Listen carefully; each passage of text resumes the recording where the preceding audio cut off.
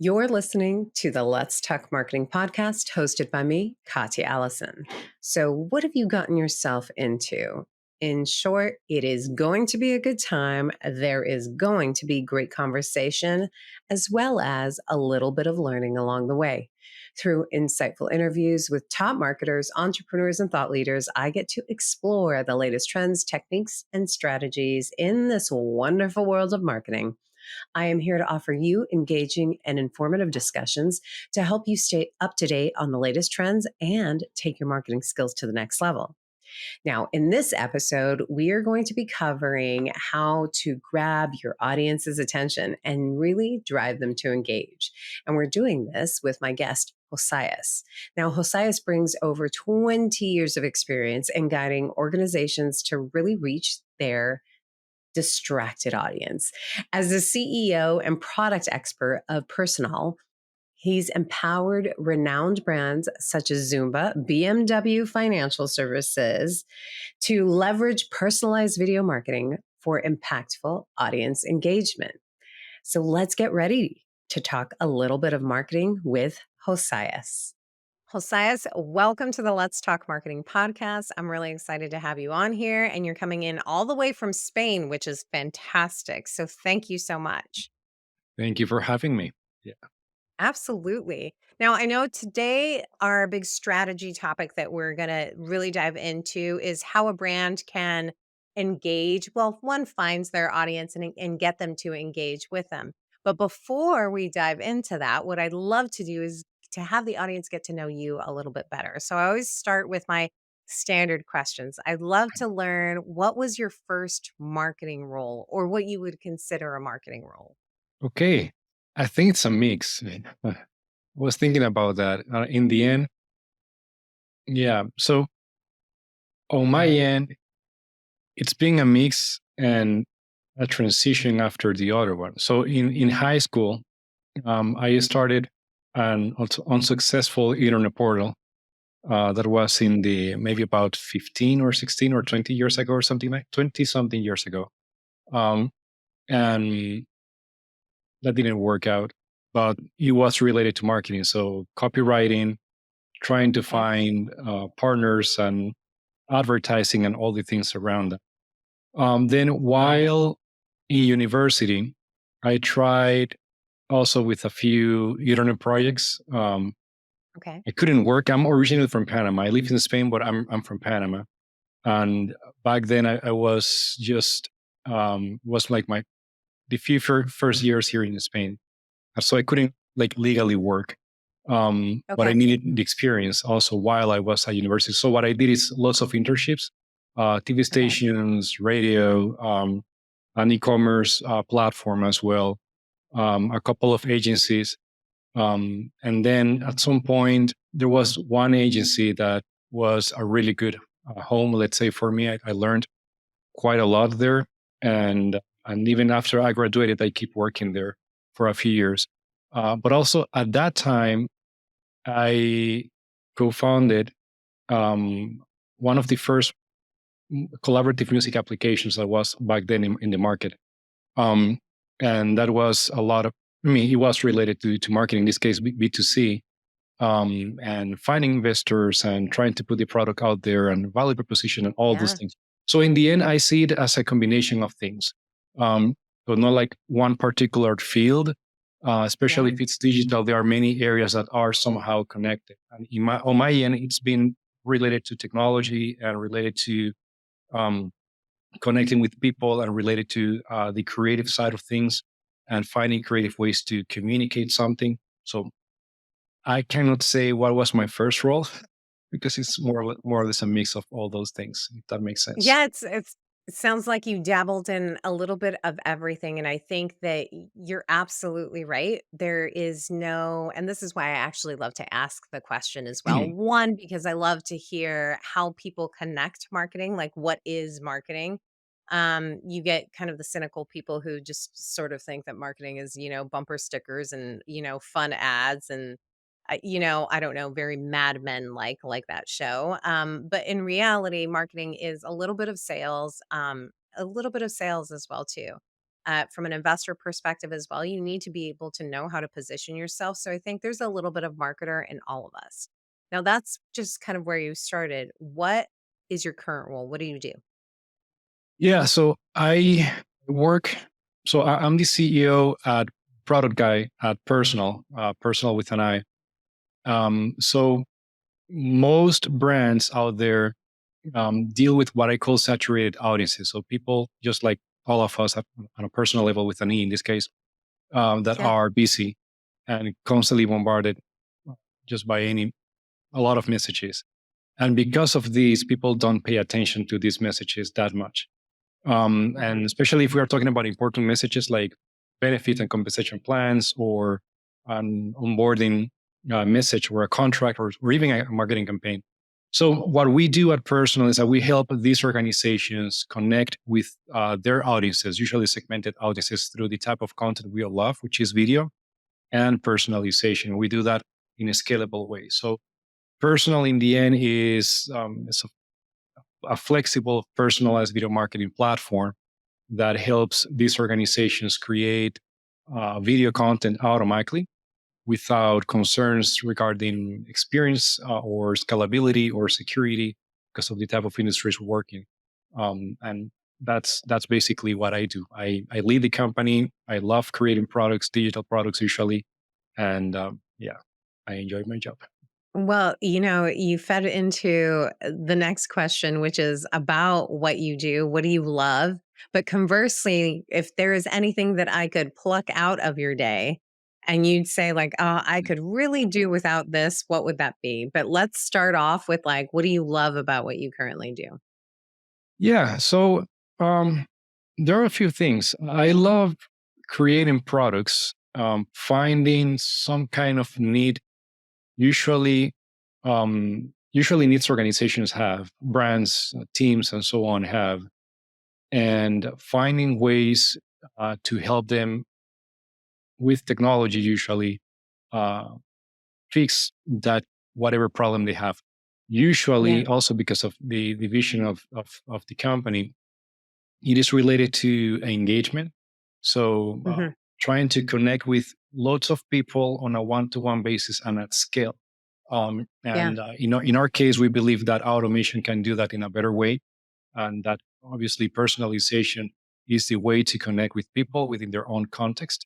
And multimedia content does just great to basically connect with people as well, so that they pay attention and so on. So creating products and trying to find what's the next thing that could really help our clients is something I really enjoy. And in order to do that, I need to talk to a lot of people or speak with a lot of people, gather the Yeah. feedback, ask lots of questions. And which is kind of related to sales, but it's not always sales per se. So that's my favorite part, I would say. It sounds like you like solving problems in creative ways and you leverage technology to kind of find those creative solutions. I love that. But Mhm. now that's the other side of the coin. What, if there's anything, would you pluck out of what you do? Yeah. So I don't like the legal stuff. And I like Who sales. does? Yeah. I mean, there are people that do like, That's my true, but they're lawyers do. I lawyers. hope so. Exactly. Yeah. Yeah. So, yeah, legal admin stuff. I don't like the admin stuff either. Um, I like sales, but I like more I like helping people, but I don't like trying to close a deal because you have to close a deal or Mm, things like that. And in our case, this is a self-funded company, so every client counts. yeah. And so that's my less favorite part of the process. So legal stuff, admin stuff, and the sales. I like helping my clients and guiding them Yeah. through the process and sharing strategies with them and helping them see things that they cannot see at least at a glance. But I don't like the whole sales process, not that much. So I No, would I say that would totally be. agree with you. I think that's always the thing that I, as a marketer, have always struggled with because I think that, as a marketer, you are good at selling what it is the value proposition is. And while we all want to make money, right? So I don't want to say that I'm altruistic and I don't care about money because I do. But at the end of it, my joy comes from exactly what you're talking about, finding those creative solutions, having those conversations, not having to close the deal and get the deal closed, right? I mean, I want that to be the ancillary benefit to helping someone. So I'm right there with you. Birds of the same feather.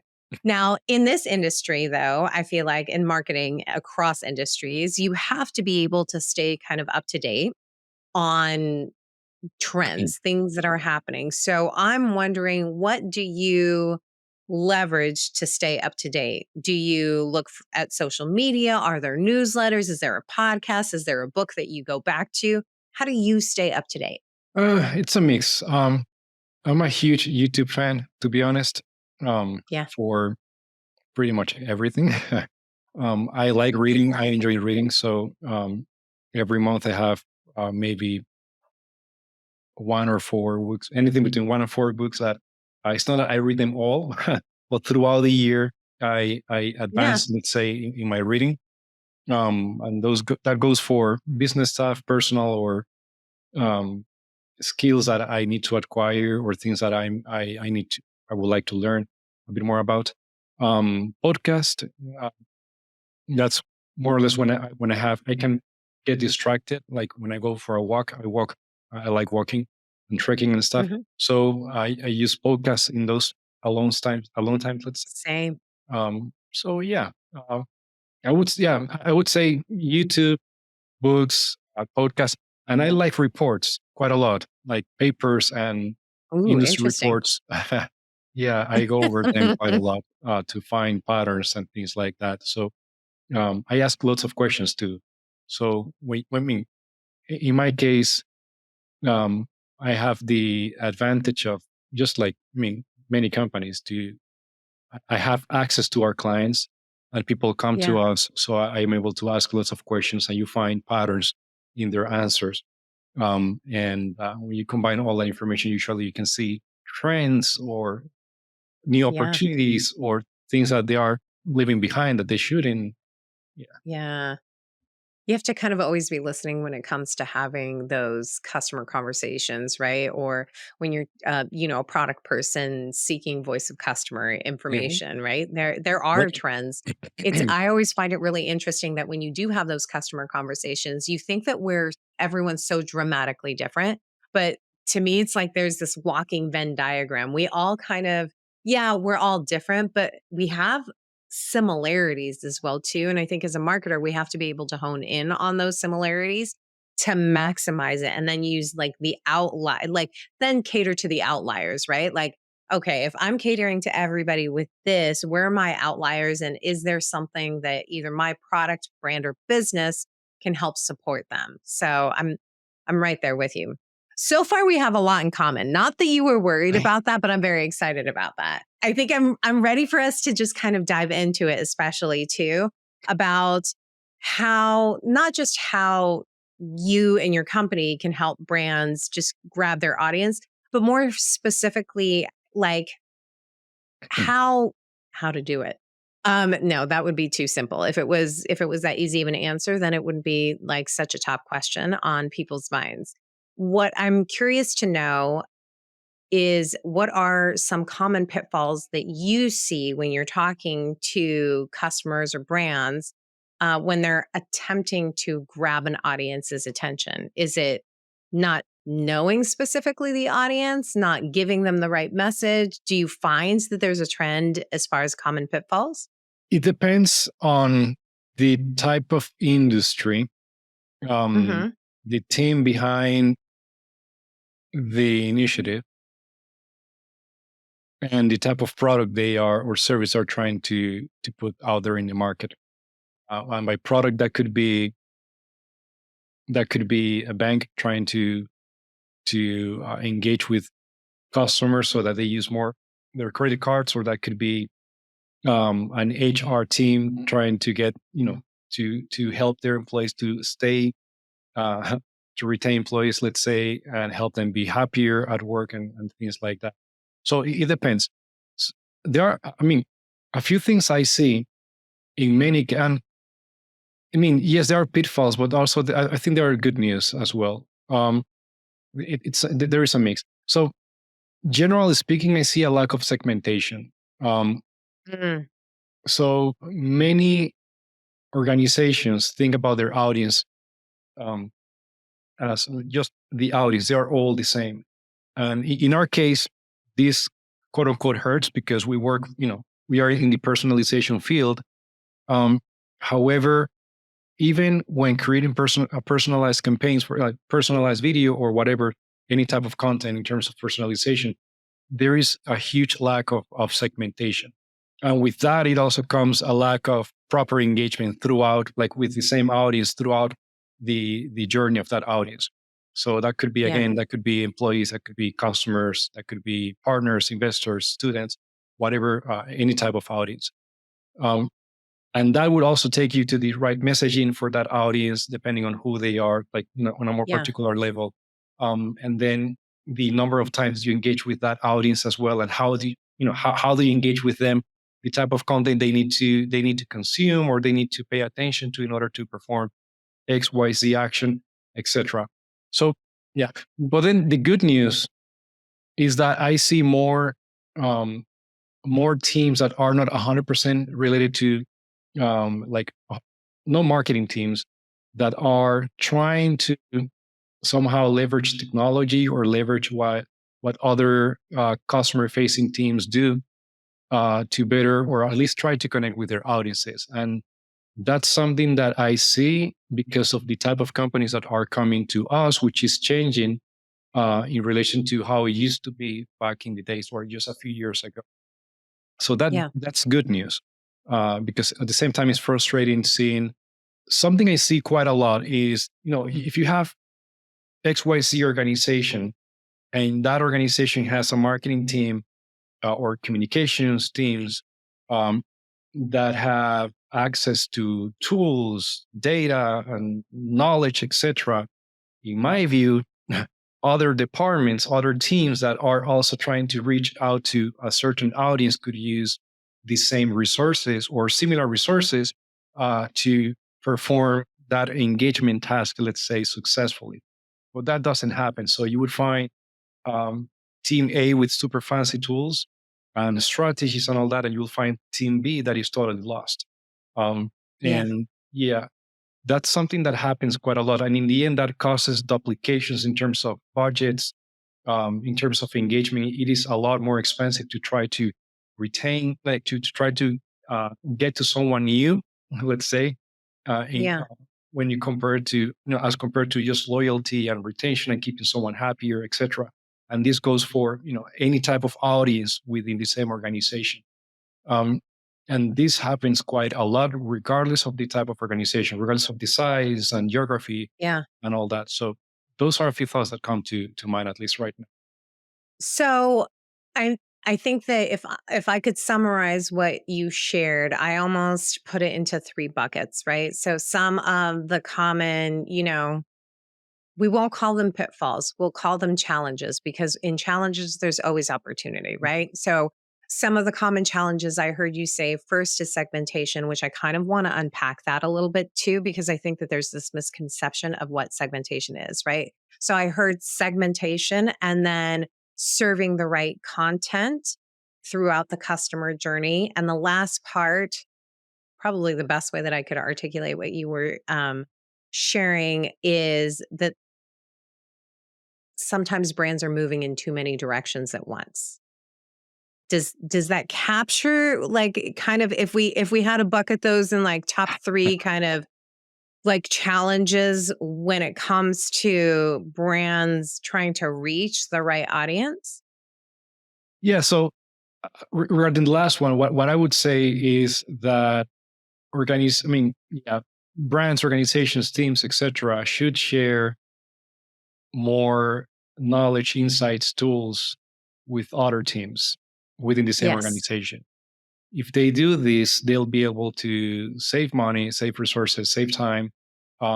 Something as simple as if product has, the product team has information about what customers have been requesting, and they have already delivered that Mm, because that information comes from support, then that information can also be used at the same time by sales to put a product in the market or whatever by Yeah. marketing. This and the same goes, for example, if you have to compare how internal communications work uh, with how communication, like customer facing communications work Yeah. at the same time, because those are like two different worlds. Um, Customer facing communications are, generally speaking, fancy. That they have tools, they have budgets, they have all these great things, which that's great. However, internal Yeah. communication teams don't have, HR or corporate affairs and all those things. They don't have the same access, um, because they think they don't have the same needs. But in the end, we're talking about people, Yeah. and people do need. We all need someone to engage with us or to connect with us throughout our Yeah. journey with whatever product or service we are trying to engage with. And that doesn't happen much, as far as I understand or see, basically. Yeah, I think I'm picking up what you're putting down. So where I said people are running around in different directions, what you're more focused on with that third part of common just challenges to reaching your audience is internally working in silos and not sharing Correct. information. That's good. Okay, that makes sense. I do want to go back to the segmentation part because Mm. I feel very strongly about segmentation. So I'd love to dive into a little bit on what you mean by segmentation because like how granular should we segment, I guess, is more of what I'm asking. Because I think with a lot of brands, they kind of know like the general audience. But when you talk about segmentation and it being a challenge, is it being too broad with our segments? Well, no, like for example, I know that I want to go after teachers if I'm, a brand like the Scholastic brand, right? I know I want to go after teachers. Do you believe in further segmenting that to, okay, I want to go to elementary school teachers and that's a segment. I want to go middle school. I want to go high school. I want to do college. Are you talking that? And then you can go even a level deeper with each one of the grades. So when you're talking about segmentation being a challenge, is it people aren't getting granular enough, and not by people but brands aren't getting granular enough, or well, yeah, no, that's it. Are Yeah, you yeah. speaking specifically to that? I see that at least many of the companies we speak with, can be can go granular, and they don't. Okay. So generally speaking, you have like just general audience, then you bring it down to a particular segment or market, particular segment. Then you can even bring it down to maybe a persona, buyer person, Yes. or any type of persona. And then you take it down like one step further to what I call the augmented buyer persona, which is when you have um, data about that particular individual. You Yeah. understand the context, and you can automate these things. And based on that context, then you formulate the type of interaction, message, etc., that particular individual needs. Now, for the majority of organizations, this is just too much, and that's perfectly fine. Yeah. There are many cases where you don't have to go that granular because it's not feasible, it's not practical, etc. Or maybe you don't have the tools to do that, which is perfectly fine. Yeah. So whenever it is possible, segmentation should always be there, basically. And whenever it is possible, you should go to a particular persona, which is more or less what you were referring to a moment ago. Yeah. Um, and whenever it is possible, you should go. You should be you should specify a bit more so that the message is truly relevant to the context of that particular individual. So, for example, I like the examples in the hospitality industry. So Okay. when I travel by myself, and it's a business trip, I don't travel that much. I love staying at home, to be honest. But when I have to, Samesies. yeah, yeah. When I have to, if I book a hotel, that's my needs are totally different in terms of the type of room. If I need me, I don't like using public Wi-Fi. I have also because of company policy and stuff. But if I need Wi-Fi or not, or the restaurants and the budget, all those things are different. If I travel with my wife, maybe Yeah. it's the same budget, same person. However, I need a different type of room, maybe Mhm. a different type of transportation, a different budget maybe for the food. I don't know. and things like that. Yeah. If I travel with my wife and my son, it's a totally different picture. So it is the same person, same client. However, in terms of what you would usually call, or the way companies would approach it through a CRM, or even through a Yeah. loyalty program, would be exactly the same. So they would treat me as Josias. However, the same Josias has three different contexts. And whenever it's possible, the company should trace, let's say, or should track that context so that they can deliver the type of experience I need, so that I'm a loyal client, so that I Mhm. expect more, and I'm happier. I speak about the perfect service I have received and all those things a bit more. So same individual, different context.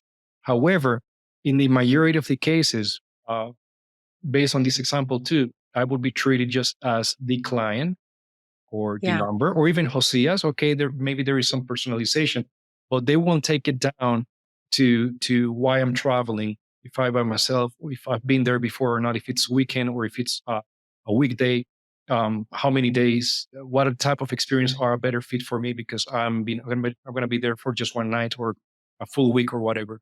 So the same applies to pretty much any industry. So insurance, banking, universities, and so on. So the more granular, whenever it's possible, the more granular you take it, the better, because you are able to better engage, better communicate, and better help, better serve the individual on the other side of the screen. And that makes a huge difference in terms of lifetime value, in terms of that same person bringing new people on board because he or she is happy with the experience that is receiving. It makes communications more effective. Therefore, they are cheaper long term, because you need Mhm. to make, you don't have to make such a big effort, let's say, in one campaign, because you've been working in the relationship with that person. A lot of this has to do with that initial segmentation, which then brings it to the messages and all those things. I don't know if that makes sense, but if not, let me know. That's a fantastic example, and I think, when you can segment that granularly, it does allow you to level up that level of Mhm. personalization, right? I think what most brands do, in my opinion, this is what most brands can do, right? They are looking at their CRM, and in their CRM, I know that I have a name, I'm going to send out an email. If I know that they live in California, that's maybe as high level as I get, but I can send an email that includes their name and then talks about the weather in California, for example. Those are examples of really very general segmentation, but even to take your hospitality example to another level, if I know that you are traveling based on, I don't know, what type of room you get and then like what you're asking for. If I know that you're traveling with your wife or maybe your son as well too, maybe I want to include 3 water bottles instead of the 2 standard that come in, right? I want to make sure that the cot is already in there without you having to ask.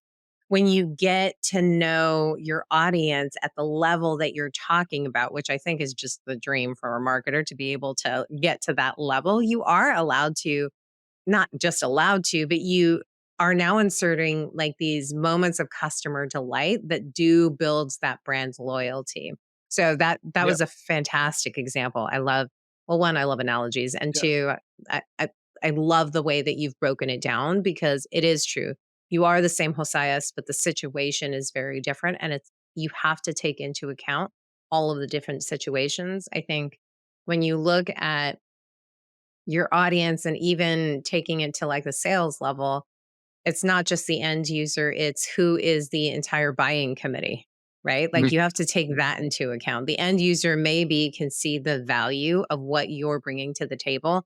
But if they have to talk to the CFO and they have to talk to their immediate manager and they have to get buy in from an associate, you now have to cater all of your marketing to help them be the champion internally. So I think that's a perfect example. I and super do, quickly, yeah. um, it's not impossible. So the thing is that, I know that from an outside perspective, it sounds like, oh, this is too crazy for us. How? Yeah, I Yes. mean, it does. But however, a lot of this has to do with a creative exercise in terms of, okay, what type of information can we gather in a way that is not intrusive Mm, or extremely intrusive, in order to achieve X, Y, Z. So first, this is what yes. we want to get, and we want to do this not just because we want to gather data, but this is where we want to get, which could be because we want to increase sales, or we want upsells, cross selling, or whatever it is. All right. Yeah. So in order to make these messages more appealing to this particular segment, buyer persona, ornamented buyer persona, what type of information can we gather that either zero party data, first party data, etc. That zero party data is the one that we own, we get, Yeah. um, and first party data is similar to that. Do not Volunteered. make it Yeah. too complex. Yeah. So in the end, what type of information can we gather, and how can we ask? How can we gather this information little by little Yeah. throughout the journey Yes. that we can provide that experience? And in many CRMs, you would solve that by gathering tags, for example, or by putting people into little buckets or release, or it depends on the tool you use. Um, and uh, and it's quite effective already. So if, for example, if a lead submits a web form and one of the answers is related to location, that's an easy one. You have the location, the specific location, a city or whatever.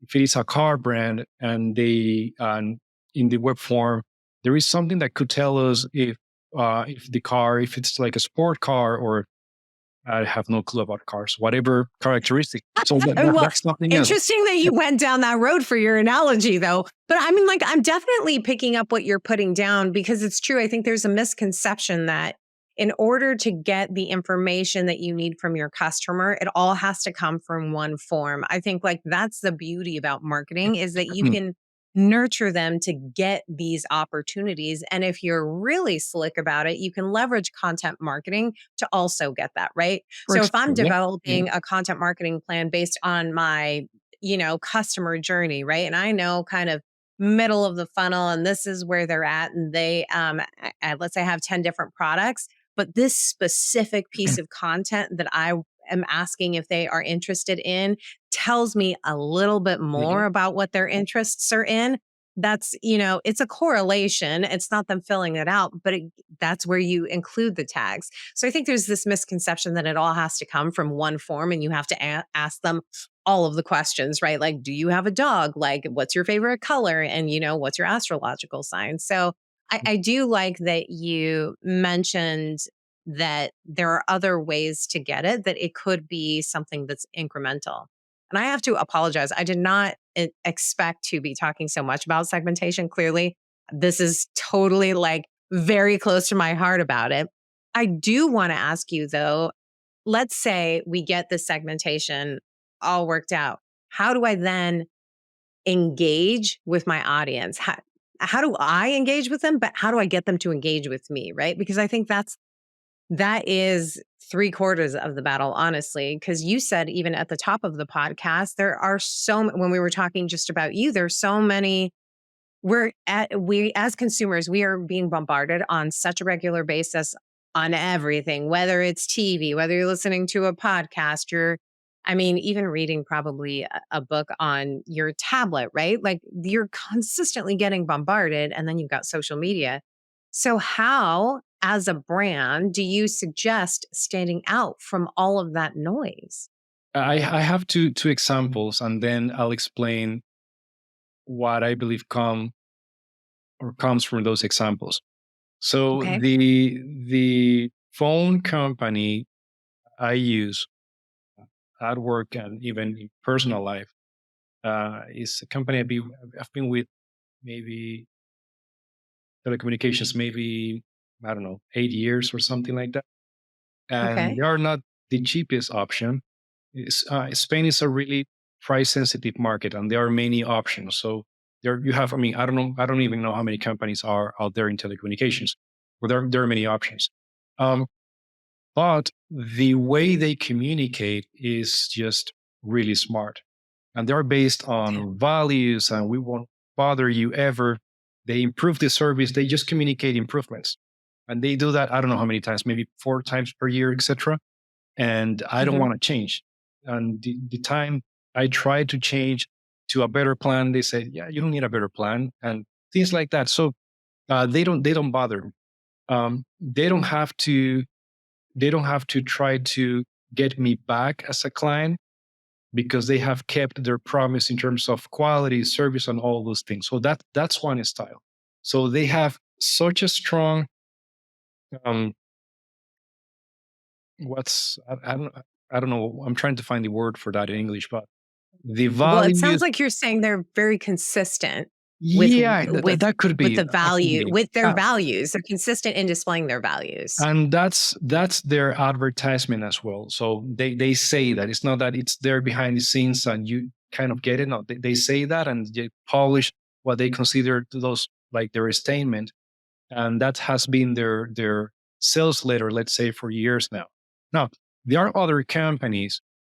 Um, so there is this company, um, some kind of dental practice, and every year they send me maybe 1 or 2 messages to a lady's name. I don't remember the name, because I mean they got my number wrong. So I just leave it there because uh, I like marketing, and I like to see how they continue yeah, Just it's kind kind of of fun. curious. Yeah, that's correct.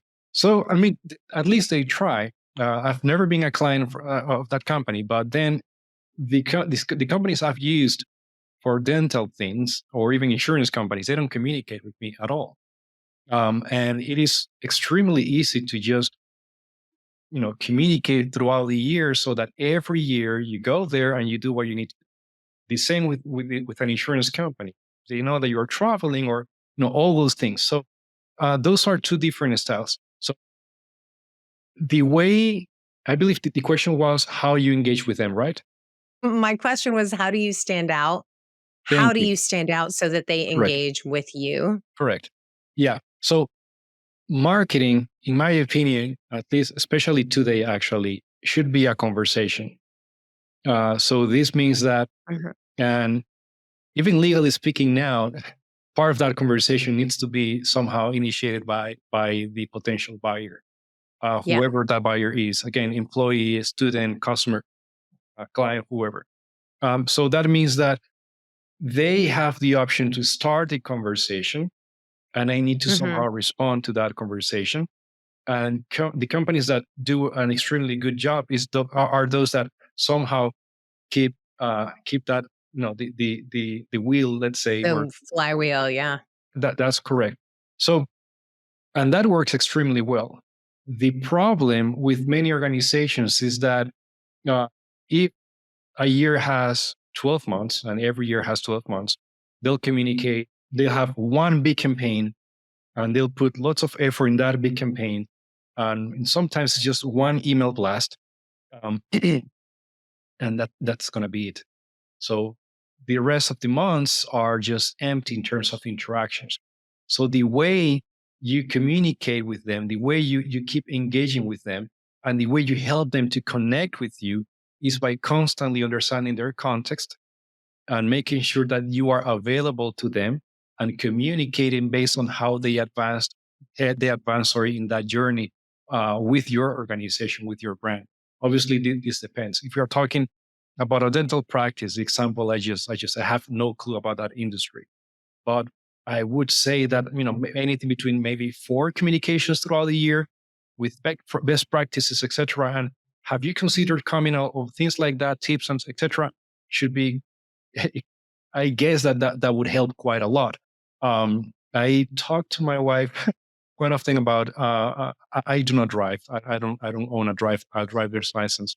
So my wife is the one that drives, and we live in a mountain, so I need the car for pretty much everything here. But I walk a lot too. But the thing is, because we use the car quite a lot, we need to take the car to the mechanic quite a lot.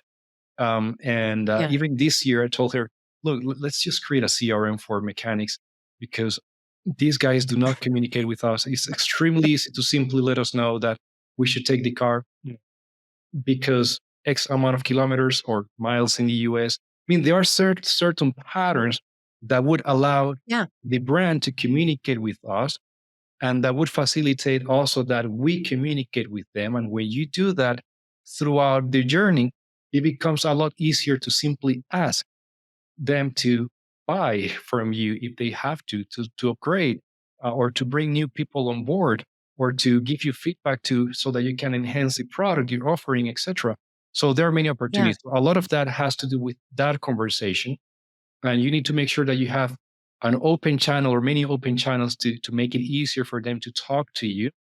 And then Okay. don't leave it to just one campaign, but keep engaging with them throughout the journey with through different interactions, which might be email, it may be a phone call, maybe face to face, physical letter, depending on the industry channel and so on.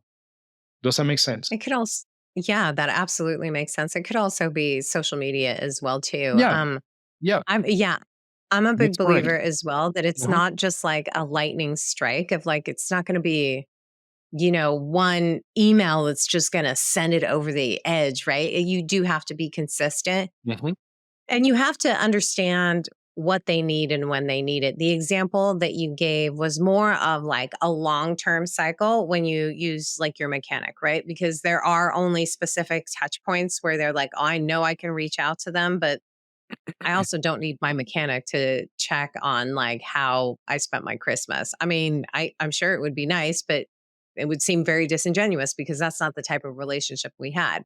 Now, if that's I what it know. was at the beginning, then it would be, yeah, if that's what it was at the beginning, then I'd be more open to it. So, what I'm hearing is be really consistent, be thoughtful with that consistency across the journey that they're on, the customer journey that they're on.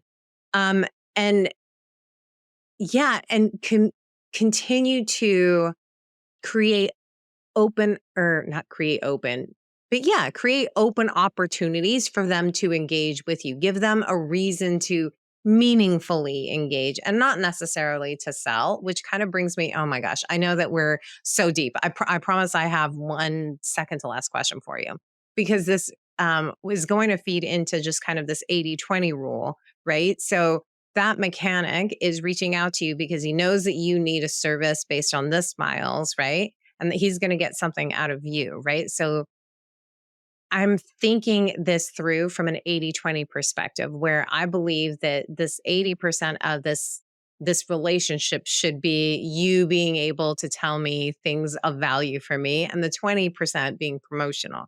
What are your thoughts on that to on leveraging this 80/20 to kind of provide this open relationship to provide engaging moments? People we all like being served.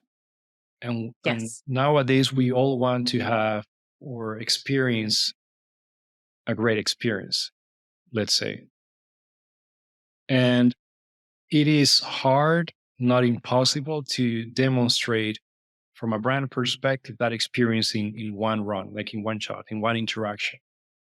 Um, there is something called um, emotional motivators, and Hmm. these are basically the emotions and the way we feel. Um, Yeah. and there are over 300 of them, and there Hmm. are around 10 top, let's say, emotional motivators that are extremely powerful, and you would see them over and over in TV ads, in commercials, TV commercial, um, quite a lot. And things like even FOMO, or Yes. what's for me in the future, that security, and or belonging, all those things are really important. So it is the um as individuals, as we advance, as we move forward, let's say with a product, a service, an idea, an ideology, whatever, um our emotional motivator changes, or Yeah. many of them change. So if I'm selling all the time, it is hard, not impossible, to successfully connect with my target audience, which could be one individual or 100 of them or a million of them, uh, Yeah. through the type of emotion they need at that particular moment. However, I believe that um, obvious or not that obvious, there should always be some kind of call to action in the communications uh, Agree. companies somehow share with their audiences. However, these calls to action are going to be sometimes, maybe that's that 20%. It's going to be like an obvious call to action. Call us now. That's really simple example. Yes. But sometimes it would be just a behind the scenes call to action, which means that Yeah. because I've made it so easy for you to understand this, or because we really care about your future, we really care about because you care about the planet, we also care about the planet, etc. When I Yeah. ask, it is a lot easier for you to work with us or whatever. Depend, you get the terminology depending if it is B2C, B2B, or B2B2C, and Yeah. all those things. Um, so the way I see it is that um, brands, regardless of the percentage, but brands that take into account the emotional motivator of their audience, depending on where they are at, like in that journey, are Yeah. more successful to the point that Yeah. when they ask, it is a lot easier to ask because you've been working the relationship with them. And Absolutely. so think about it as a relationship. So mm, you have my wife, she's really good at asking anyone for help. And in my case, I'm Panamanian, so Latino. So it maybe takes me longer to be able to just go, hey, can you help me with this? Because XYZ. Well, she goes and she Yeah. just asks. So in my case, I'm slower in that process. So I Yes. try to build the relationship, some kind of relationship, and then I'm able to ask unless it is a service, and then I just simply ask. That's different. So similarly, for example, when my wife and I same when we got married, we had like 2 years of relationship or 1 year of relationship or something like that. Um, Okay. many years ago. But prior to that stage, we had like I'm talking boy girlfriend, etc. Um, but before then, we were best friends for many years. So then we Okay. decided to start the relationship, kind of got engaged more or less right away. And then we got Yeah. married about a year after that. So what I'm trying to say with this is that it's building the relationship that made the asking stage easier, and then the next step easier. This obviously changes depending on the product you're selling, service you're selling, Absolutely. etc. But most audiences need some kind of relationship in order for them to take action. Regardless of the service that you're selling.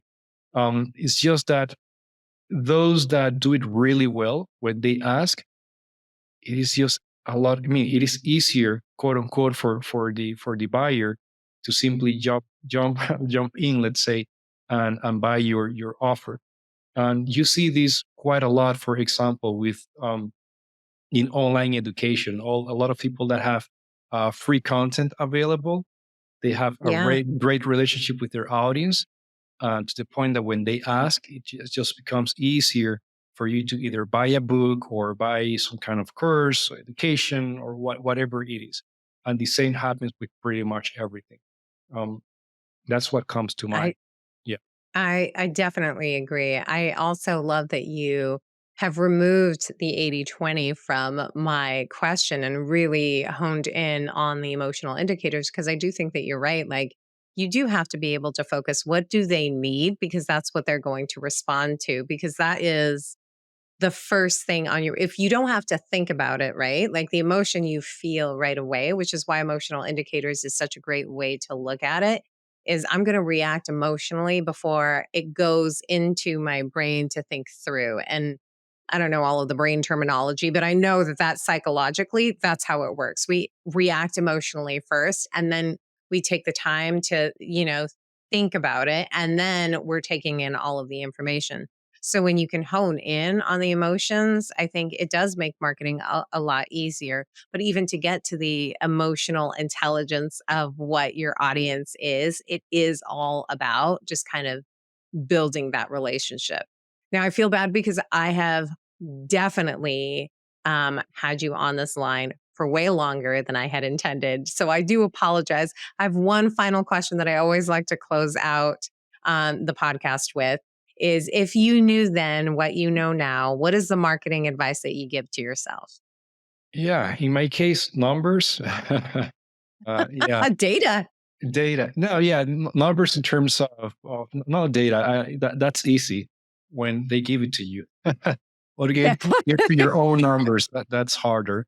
Um, Numbers, sales, and coding. So I am technical oriented. I've been surrounded by technical people for many years. Um, Yeah. I do code a little bit, but I cannot build or code a whole application by myself. Um, so it would be a lot, I would have lots of fun if I just could do it because I have lots of things If here. you could do And I depend on so other you'd people want to to be more technically driven so that you can build the things from scratch. probably, yeah. I So, love that. yeah, I but at love the same time, that. yeah, yeah. And sales. Yeah. So the first part with my first company, we were third party dependent. And that was one of the things that in the end didn't work that much or that well Yeah. for us. And I think that if I had back then the mentality I have today in terms of this is possible, we can do it, let's work, and this is my investment and all these things, God willing, I think that it would have been different. And I would have saved a few years in between. However, I have learned loads. So in the end, it's also related to numbers. So I love that. Well, thank you relationships. I so think that, much. yeah, partnerships and relationships and things like that. Because my personality, I like. Um, I'm not. I'm an introvert. I do okay, socially speaking, but I like my. We won't worry about you. Yeah, This has been a good conversation. So very clearly you do well with yeah, people. But I love yeah. that numbers and partnerships. I think that that's just kind of great advice. And, there's nothing like reflecting on like where you've been to see like, all right, if I could go back, this is that one tidbit that I'd give to myself. I have thoroughly enjoyed this conversation with you. Thank you so much. I think we got to two questions that I thought that we were going to get to, and that's it. But I've enjoyed it so immensely. Thank you so much for coming on here. Thank you for having me. I hope that you got just as engrossed at this episode as I did. What's ironic is I had so many more questions for him, and I know that we went really deep on segmentation, but I've got no regrets. I do, however, have key takeaways for you. So let's get to it. My first key takeaway is number one, you have to understand your audience. Now, understanding who you are trying to reach is really the critical part of marketing. I mean, it's at the heart of effective marketing. Part of that understanding really starts at the beginning of the business to ensure that you have a viable product or service and can truly make a business out of it. The next part is also about learning your audience and how they're engaging with you. For example, if you have a website, you're selling products, what do your website analytics tell you about your audience? What is their journey? Where do they live? What device are they using? And then getting really refined in knowing your audience goes beyond those analytics, but it does require a relationship where you're learning from them about them. Key takeaway number two, there are challenges and opportunities in marketing. While I am sure you can get a different list from many different marketers, it really depends on who you reach out to, right? The ones we focused on in our discussion would be almost like in a Venn diagram for all marketers, in my opinion, right? There are three main challenges that we covered, and he points out that they are segmentation, serving the right content throughout the customer journey, and addressing internal silos. Now, honestly, I could literally do a whole other podcast with me, myself, and we're such a good company on those three alone. But what we really dove into was, like I said at the top, segmentation. And that is more than just it's demographics. Sorry about that. It's knowing the same person can have different needs depending on variables. The example he used was him going out of town and checking into a hotel. There are three different experiences for him, right? One where he is by himself, one with just his wife, and another when he's with his wife and his kids. A hotel could learn these three different times and change the experience for each scenario. Now, that is taking the idea of segmentation to the next level. That's not just knowing what device they booked the room in. And my final key takeaway, it's not just about the numbers. There are emotions at play too. And don't get me wrong, there is such an importance of data. I am a data junkie, a data nerd. I love it. You have to be able to fight fact with feeling. Ironic that I say that and also say that there are emotions at play. But emotional indicators are also really key for effective marketing. I mean, FOMO is not about data, it's about the fear, an emotion of missing out. People will react with their emotions first and then take the time to think about all the other information. So aim your strategies to drive emotional responses that help you drive them to convert. Now, I would love to hear what nuggets of insights you walked away with from today's episode. Drop a comment or leave me a review. I love reviews. Please review on Apple Podcasts. Also, don't be shy. Reach out to me via LinkedIn. I do respond. A special thank you to my podcast producers, the amazing team at Content Allies, and thank you for spending your time with me today. Until next time, may the conversation flow, the laughter linger, and the outlook remain optimistic but grounded in reality. This is Katya signing off.